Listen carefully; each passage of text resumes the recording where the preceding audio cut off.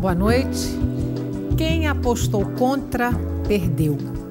A lei criando a Comissão da Verdade foi sim aprovada no Congresso Nacional e sancionada pela presidenta Dilma. A Comissão da Verdade agora está em fase de composição. 2 nomes já estão confirmados: o do ex-ministro Nilmário Miranda e o do cardeal Dom Paulo Evaristo Arnes.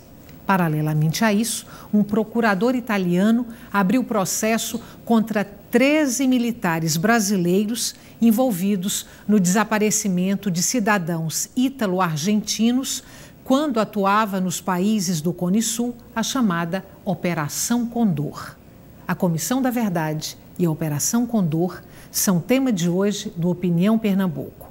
Participam Antônio Campos, advogado e escritor, Túlio Velho Barreto, sociólogo e pesquisador da Fundação Joaquim Nabuco, e Urariano Mota, escritor e jornalista.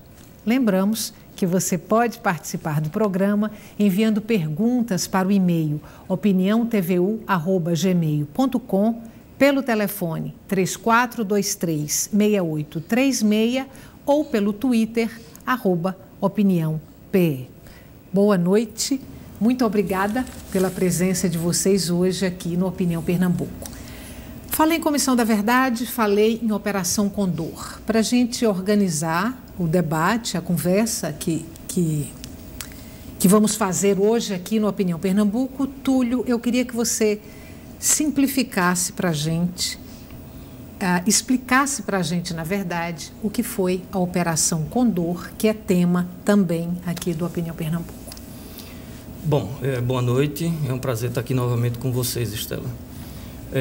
A Operação Condor é, na verdade, uma ação articulada entre as Forças Armadas dos países do Cone Sul, né, que envolvia Brasil, Argentina, Paraguai, Uruguai, Chile, Bolívia. Recentemente tem casos, inclusive, de um atual senador peruano, né, que fez uma denúncia com relação a ameaças que ele sofreu no período, em 78, que ainda era resquício da Operação Condor, no sentido de liquidar, não tem outra palavra a dizer, né? Muitas vezes fisicamente, ou sobretudo fisicamente, lideranças políticas relevantes desses países que poderiam, na visão dos militares que estavam se preparando naquele momento para fazer distensões em seus respectivos países, para preparar essa distensão sem esses atores, né? Quer dizer, eram atores relevantes, né?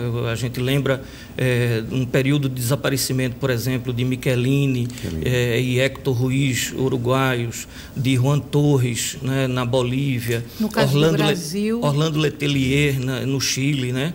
E o caso brasileiro, isso num período muito curto, né? A gente vai poder falar um pouco sobre isso mais adiante, mas entre 76 e 77, um período que não corresponde sequer a um ano, desaparecem esses e ainda desaparecem, por exemplo, 2 lideranças brasileiras, uma no Uruguai, o ex-presidente Jango, e uma no Brasil, JK.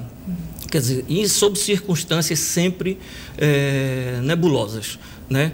Então, era uma iniciativa das Forças Armadas desses países de forma articulada. Quer dizer, e era uma maneira de controlar como seria a distensão sem lideranças políticas relevantes do período anterior.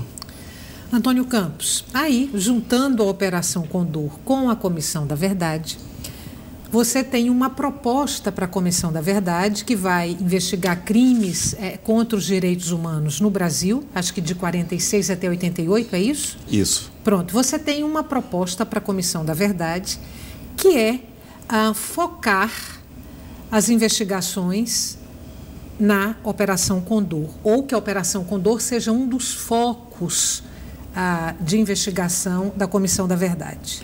Boa noite, telespectadores do programa Opinião. É uma honra estar aqui com Estela, com Túlio, professor Urariano. E, sem dúvida, a Comissão da Verdade, recém-criada e que está para ser instalada, que terá apenas 7 membros e um corpo auxiliar reduzido, se não focar alguns temas, corre o sério risco de se perder e não chegar a conclusões que o Brasil tanto espera, que seja uma comissão da verdade contra mentiras. Por exemplo, hoje a Folha de São Paulo traz uma matéria em que um juiz determinou que na certidão de óbito de um perseguido do regime militar tivesse sua verdadeira causa-morte, que foi tortura pelo doicote, e não vítima de um atropelamento. A verdade demorou, mas chegou. E o Instituto Miguel Reis, que eu presido, pretende, na primeira semana de instalação efetiva da Comissão da Verdade, protocolar uma representação focando a Operação Condor no Brasil, a sua existência, a sua extensão e as suas possíveis vítimas. Por que você acha que a Operação Condor deve ser um dos focos da Comissão da Verdade? Porque ela vai mostrar as ditaduras daquela época entrelaçadas e vai demonstrar claramente que as ditaduras faziam parte de uma política americana para a América Latina. E quando veio a ascensão ao poder nos Estados Unidos de Jimmy Carter, um democrata, e quando os Estados Unidos percebeu que estava perdendo a guerra do Vietnã, eles mudaram a política para o mundo e para a América Latina, começando um processo de desmilitarização da sua política. É nesse momento que o general Manuel Contreras manda um célebre telegrama, ele, chefe do DINA, que era o chefe civil secreto do Chile, ao general João Batista Figueiredo, então presidente do SNI, falando sobre que Washington tiraria o apoio à ditadura da América Latina e pessoas como Letelier, como Juscelino Kubitschek, poderiam ser uma ameaça, lideranças que sugeriam e que poderiam complicar a vida desses ditadores. Ariano, suas expectativas em relação à Comissão da Verdade, e aí depois uma pergunta que vale para os três, se vocês acreditam que a Operação Condor, por todas as implicações que ela tem, se vocês acreditam que essa história vai sim ser investigada aqui no Brasil. Primeiro, suas expectativas em relação à Comissão da Verdade.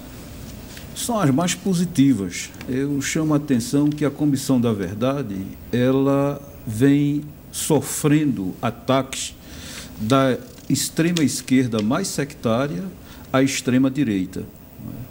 A extrema esquerda mais sectária vê nela uma comissão de meia-verdade devido às limitações que ela tem. A extrema-direita, com muito melhor juízo, não quer esta comissão da verdade, porque diz que ela também seria uma meia-verdade, porque não falaria dos crimes cometidos pela esquerda durante a ditadura. É interessante ver o seguinte, que esses ataques, de um lado e de outro, né, quem tem mais razão, infelizmente, no medo desta comissão da verdade, é a extrema-direita.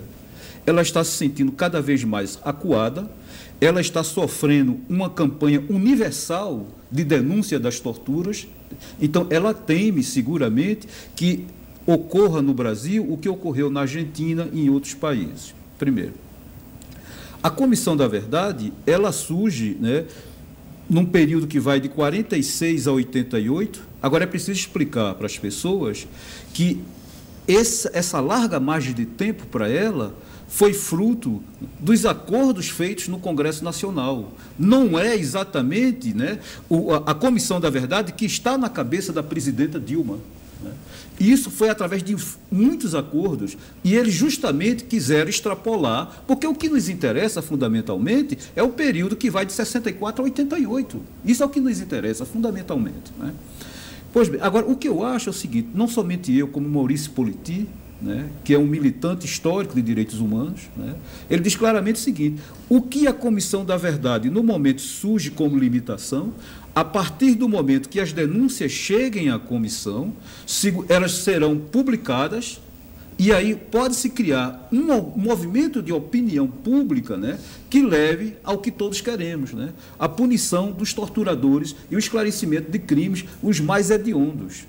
O interessante, eu quero lembrar o seguinte, Estela, a Folha de São Paulo, num ato infeliz, chamou a ditadura militar brasileira de dita branda, comparando com a ditadura argentina pelo número de assassinados, né, pelo número de executados. Só que acontecem duas coisas. Primeiro, não é justo a gente comparar Inferno 1 com Inferno 2. Né? Segundo, nos mortos brasileiros estão fora as lideranças camponesas, os camponeses. Então, houve um massacre das ligas camponesas que não aparecem em livro ainda. Quer dizer, não estão documentados. Recentemente surgiu um livro sobre o movimento, sobre os camponeses. E esse livro, que saiu também pelo Ministério da Justiça, levantava que existia pelo menos mais de 1000 camponeses que estão sem nenhum registro. Por quê? Porque, historicamente, os nossos camponeses do sertão nordestino, né, eles vivem como servos, ou menos que servos. Né? Eles foram aterrorizados, existe silêncio, além de um grande analfabetismo que havia na região. Então, fora dos registros que nós temos da ditadura brasileira, estão todos os camponeses que foram assassinados. Né? O escritor Marco Albertin, que é de Goiânia, ele lembrava o seguinte, que os rios que passam em Goiânia passavam coalhados de cadáveres de camponeses em 64. E tudo isso está sem registro.